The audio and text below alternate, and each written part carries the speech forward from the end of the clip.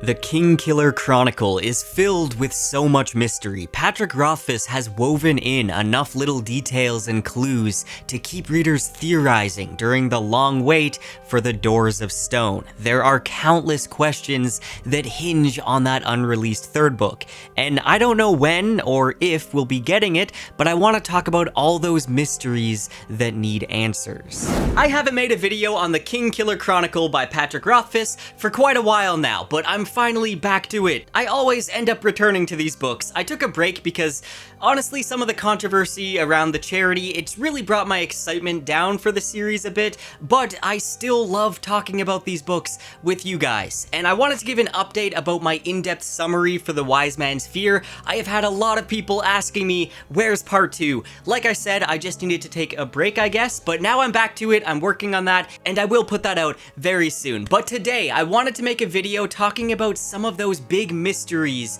that need to be answered in the third book, The Doors of Stone. But before I dive into all the mysteries, we have been blessed with a sponsor. Now, unfortunately, we're not Bast. We can't just cast a glamoury spell and have perfect skin unless you are a fae, but today's sponsor can help you have healthier skin. Now, I have partnered up with Geologie to bring you this sponsored video. They're a 26-time award-winning skin, hair, and body care company. Geologie creates simple and effective skincare and hair care routines that are customized for you, and they use ingredients that are proven to work and have been trusted by dermatologists for decades. Now, I actually have an autoimmune disease called psoriasis. I get these red flaky patches of skin, which really sucks, so I know how important it is to take care of your skin. I have brought you here to my washroom. Don't worry. I'm just gonna be walking you through my morning routine, starting off with washing my face.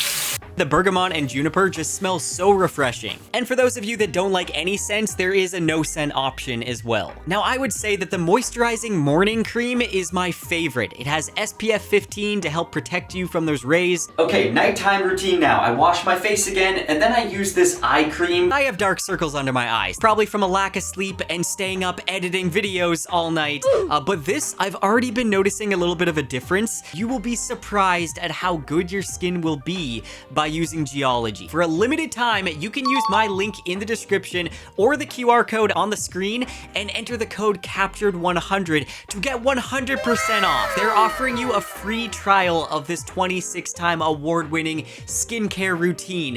It doesn't get much better than that. All you have to do is cover the $4.95 for shipping.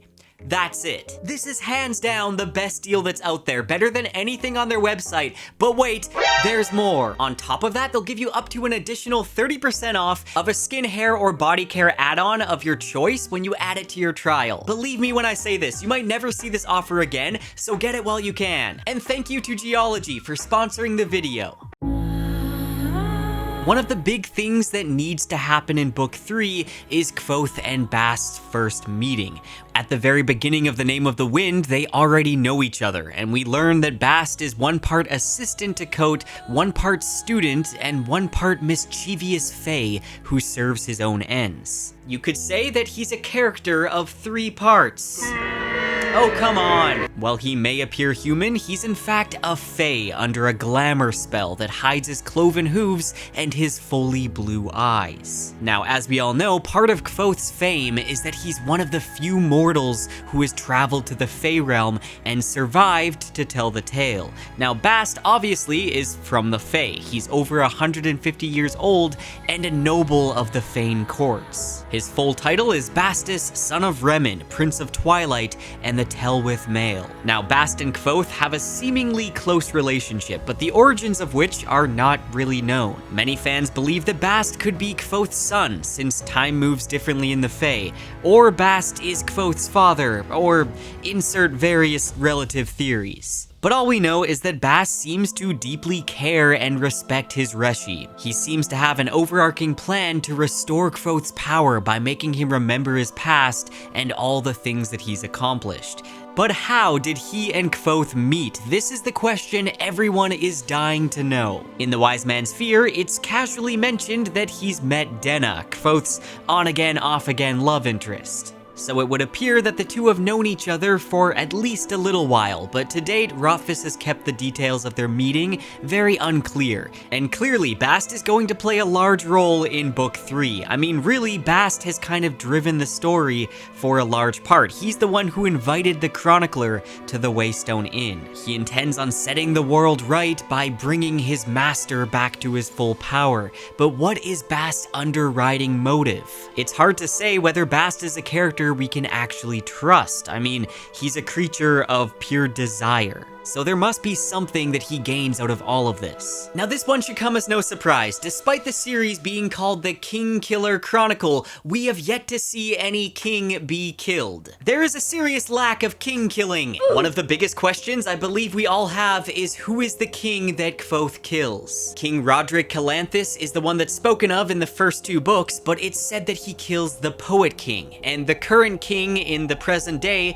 is known as the Penitent King. So who was the Poet King? There's a very popular theory that Ambrose, who is 12th in line to the throne of Vintas, is quickly rising up in the line of succession as royalty seem to be mysteriously dying.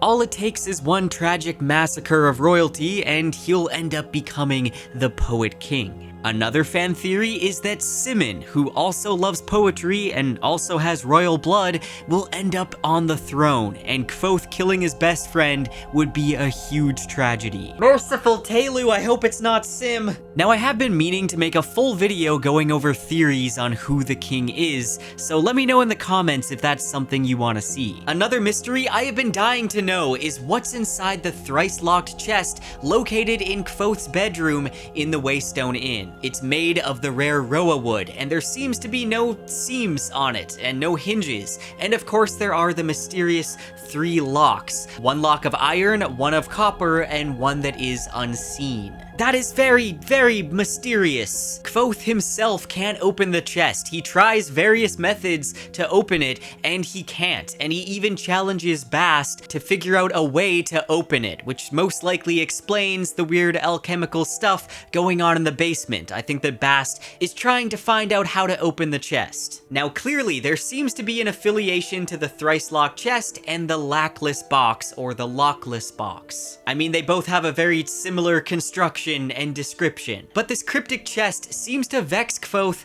every time he looks at it. I feel like there's something ominous about it almost. Now, maybe it is that he hid his true name and his power within the chest. A piece of his soul is inside of that chest and it's weakened him beyond repair. Or maybe it contains his shade, or his lute, or his sword, or the key, coin, and candle that Auri gave him. I feel like all of those are good possibilities, but only Book 3 has the true answer. And this leads me to the next mystery, the contents of the Lockless or Lackless Box. After helping Mayor Elveron in the Wise Man's Fear, eventually Kvothe receives one of Malouin's family heirlooms. A mysterious box that can't be opened, that has no visible hinges, seams, or locks, but that has something inside of it. Something that's mentioned to likely be of glass or stone, judging by the weight. Now, considering the Lackless are the oldest family in all of Temerant, it clearly holds something very ancient. In the Lackless poem, there's a box described that has no lid or locks that contains her husband's rocks, and this is likely the Lackless Box. Now, I'm positive this isn't just an innuendo, so maybe her husband's rocks is the mountain glass that Celatos used to gouge out his eye and bind Haliax and curse the rest of the Chandrian. Or maybe it's a piece of the moon itself that was used to trap the moon between the Fae and Temerant. Or possibly the Lockless Box contains the key to the Doors of Stone. Or it literally has the manuscript to the Doors of Stone, and that's why Rothfuss hasn't published Book 3, because he can't open the box. Okay, jokes aside, we need to talk about the Doors of Stone themselves, because obviously these doors are going to play a big role in Book 3, but we don't even know what these are yet. In the Wise Man's Fear, Bast swears upon the Doors of Stone. Now, the Waystones, also called Greystones or Standing Stones, are said to be portals that lead to the Fae. So in some sense, this would make them Doors of Stone. Could these be the Doors of Stone, or is there something else? Felurian says that the greatest of the Shapers, Eax, is held behind the doors of stone. Does this mean that Eax is held somewhere in the Fae? Regardless, I do think the Standing Stones are going to play a big role, and I think Kvothe will be returning to the Fae in Book 3, and we'll likely spend some significant page time there. Just hopefully he won't be going back to Felurian, and we could actually explore more of the Fae realm. I tell you 3 times, we do not need any more time with Felurian.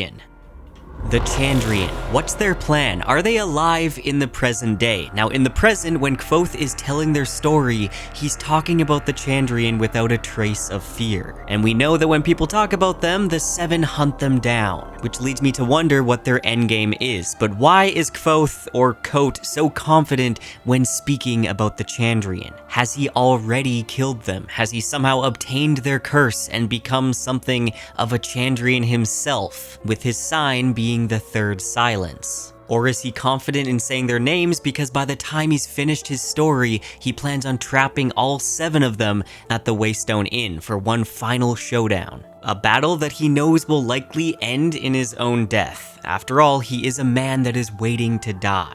I think it's very likely, almost inevitable, that there's going to be some big confrontation with the Chandrian in Book 3. I mean, there has to be, right? Finding out more about them and exacting his revenge has been the main motive for Kvothe the entire journey. It's the main reason he went to the university. It's also been the driving force for why he's gone off on these adventures across the 4 corners of civilization, just because of some hints or some rumors about the Chandrian that he can chase. Yet despite being the main antagonist of the story, the Chandrian are kind of a behind-the-scenes enemy. We just haven't had much page time with them at all. Now, while the goals of the Chandrian are shrouded in as much mystery as Haliax's cloak, it's clear they're trying to erase any information about them. They don't want stories being told about them, and they don't want you using their true names. This is what led to the death of Kvothe's troop. They also killed an entire wedding party because of one piece of pottery that bore their image.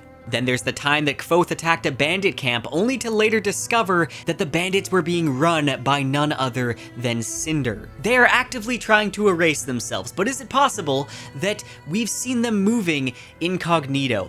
I think it's extremely possible that we have seen the Chandrian operating under the radar throughout the first 2 books already. And we're going to see some big revelations about their identities in Book 3. And this leads me to talk about the next mystery, Denna's mysterious patron. We need to learn about this patron in the 3rd book. It's been hinted at a lot, and I feel like he's definitely either one of the Chandrian or he's an Amir, and it's being set up for Kvothe to think that he's Cinder or something. But again, maybe he is just Cinder or one of the Chandrian. I don't know, there's a lot of kind of foreshadowing for that. Like Kvothe naming him Master Ash, and Kvothe has been known to have some like subconscious naming skills. Like when he gives Auri her name, which impresses Eladin enough to accept him into his naming class. There's theories that her patron is an Amir, a Chandrian, or that he's Count Threp, or that he's Bredon. Personally, I do think the Bredon one is most likely. Now, the fact that he's interested in studying ancient bloodlines, and specifically studying the ancient hero-turned-bad Lanre, is very ominous. But hey, maybe Lanre actually did do nothing wrong, and Celatos is the main enemy. Who's to say? Book 3. That's who. That's another big mystery I really want to see revealed. Is Scarpy's story true? Or is Denna's song true? Is Lanre a hero that became Haliax? Or is Lanre a hero that was betrayed and is misunderstood? There's actually a lot to the lore of Temerant that I want to learn more about. Was Encanis and Haliax the same person? Who exactly is Eax or Jax, and what is the Cthaeh? And yeah, you guessed it, we need to talk about the Cthaeh, because the Cthaeh is a creature that is terrifying, first of all, and also I feel like there's a lot more information we need to learn about the Cthaeh. Has the Cthaeh poisoned Kvothe like it has all the other people that have talked to it? What exactly is the nature of this creature, and why was it bound to a tree instead of being killed? Is the Cthaeh actually Encanis, who was bound to an iron wheel? There are so many questions I have about the Cthaeh. At the same time, the mystery of it all is one of the reasons why I really like this creature as a villain. Because not understanding it kind of creates that eldritch, cosmic horror element. Now, we also need to get some more info about Denna's backstory. She seems to be orphaned or removed from her parents and family,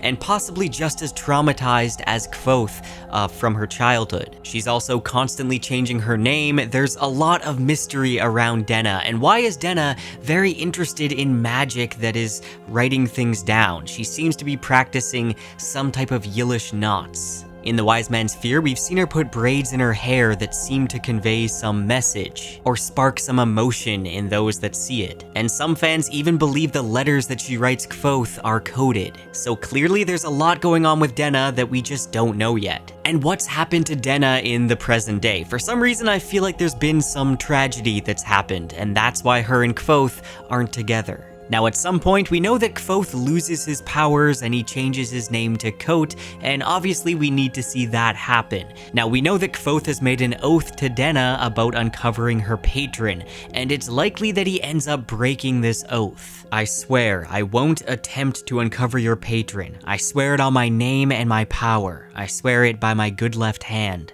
I swear it by the ever-changing moon. In the Framestory, we know that he no longer has his name, and he doesn't have his power, and also his left hand doesn't seem to be working properly. So I think we have enough evidence to conclude that yes, Kvothe does end up trying to uncover her patron's identity. What's behind the four-plate door? This is one of my favorite mysteries of the entire series. At the heart of the university lies the archives, and at the heart of the archives lies the four-plate door, a mysterious door with seemingly no way to open it, and nobody knows what's on the other side. The door has copper plates, which is significant in the Kingkiller Chronicle because copper supposedly doesn't have a true name. You may have noticed they use copper webbing within the walls of Haven to keep namers from escaping. And so this door is insulated from namers either getting in or keeping something from getting out. Is there a dead king behind it, like in Fella's vision? Is it the beast that Lanre defeated? Or is it Eax himself, the man who started the creation war? I've always been extremely fascinated by this door, and it's one of those big mysteries that's really fun to theorize about. I'd also love to learn more about Puppet. What's his purpose? Is he guarding the four-plate door? Why is he allowed lit candles in his room within the archives? And are his puppets somehow similar to a wax mommet? Now, on the topic of the archives, let's talk about beneath the archives. What is up with the Underthing? Likely it's the ruins of a much older university, like the story that Elodin explains, but I think there's a lot more to the Underthing than just that. It likely dates back to the time of Mir Terinial, so could the Underthing be the ruins of one of the cities that was destroyed by Lanre? And what mysteries or magical artifacts does it hold? I think at some point Kvothe is going to explore more of the Underthing. Maybe he'll find a book of secrets or some information on the Chandrian or the Amir. Now, at some point, we learn of a story where Kvothe goes looking for his heart's desire. He has to trick a demon to get it, but once it rested in his hand, he was forced to fight an angel to keep it. We still have yet to see this happen. Is this a real angel like those talked about in the story by Scarpy? Or could it perhaps be referring to Denna or Auri? Could the demon he tricked be Devi or some fae creature? Maybe even Bast? Now, Kvothe also tells the chronicler that he can tell him stories he's never heard before, like the truth of Princess Ariel. This is the only time that Princess Ariel is mentioned, and it's a pretty common theory among fans that Ariel could be Auri. Not only does the name just sound kind of similar to Auri, but she acts like royalty, like how she won't accept secondhand clothes, and how Kvothe notices that she sits all prim and proper and moves gracefully. But really, only the third book will tell if this theory is true. Now, I think we're likely going to see the consequences of changing one's true name, because the only time that we see Elodin sort of panic is when Kvothe mentions someone constantly changing their name. When do we ever see Elodin lose his cool? So I think this is very significant, and after all, Kvothe has become Kvothe. Does changing one's true name have to do with shaping in some way, or does it fundamentally change you as a person and your soul? And is there a way to get your true self back? Now clearly there is more to Bredon than meets the eye. He's a member of the nobility in Mayor Elveron's court, but we don't know what rank he is, and we don't really know much about him. We know he's very gifted at playing a beautiful game of tack. He's recently taken up dancing, he carries a walking stick with a wolf carved on it, and there's gossip that he engages in pagan frolics in the woods. It's likely he's Denna's secret patron, and maybe he's even an Amir. There's a lot of secrecy to him, but for him to play such a big role in the Wise Man's Fear, obviously we're gonna see him return in the third book. Now we know that Kvothe has caused all the problems in the Framestory. There's a civil war going on, there's Skrael and skin dancers and other fake creatures bleeding into the mortal world, so how is this all going to be fixed? And is Kvothe going to die in the present day? Speaking of which, we know that Kvothe meets Scarpy again at some point, so we need to see that happen as well. So those are some of the biggest mysteries that I think need to be revealed in the third book, whenever that may be. But I know there's probably a lot that I still didn't even mention. So let me know in the comments what things I didn't mention that you want to see be revealed in the Doors of Stone. Now maybe some of these mysteries might even get hinted at in The Narrow Road Between Desires, the Bast novella that's releasing on November 14th this month, which by the way, I'm actually going to be hosting a buddy read or read along over on my Discord server. We're gonna read it together and talk about it, which will be a lot of fun. Now I'm also hosting a giveaway for The Narrow Road Between Desires, open to all of my patrons. And if you like what I do and you want to see more videos like this, the best way to support the channel is by joining my Patreon. I'll be doing a giveaway on there for the new novella, and you guys don't know how much that support helps out the channel, so I really appreciate it. Thank you to all of my patrons.